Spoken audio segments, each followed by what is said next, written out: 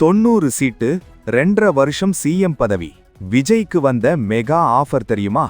டெல்லி கொடுத்த இந்த பிரம்மாண்ட ஆஃபரை தளபதி விஜய் அப்படியே தட்டி தூக்கி எறிஞ்சிருக்காரு.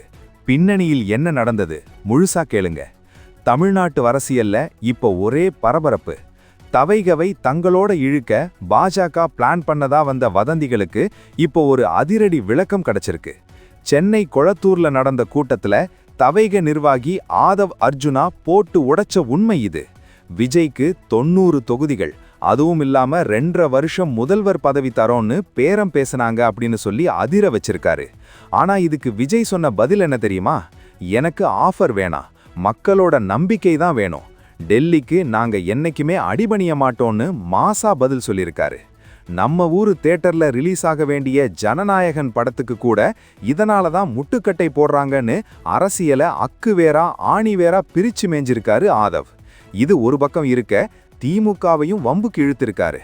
பாஜக எங்க கொள்கை எதிரின்னு நாங்க ஓப்பனா சொல்லிட்டோம், ஆனா திமுகவால அப்படி சொல்ல முடியுமா அப்படின்னு ஒரு பெரிய கேள்வியை முன் வச்சிருக்காரு. ஏற்கனவே நிர்மல்குமார் இதெல்லாம் திமுக பரப்புற பொய்ன்னு சொன்ன நிலையில இப்போ ஆதவ் அர்ஜுனா பேசினது அரசியல்ல பெரிய புயலை கிளப்பியிருக்கு.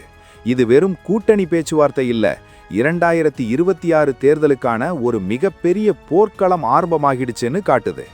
விஜய் செஞ்சில் இந்த காரியம் சரியா தப்பா? உங்க ஊர்ல தவைக அலை எப்படி இருக்கு? கமெண்ட்ல சொல்லுங்க.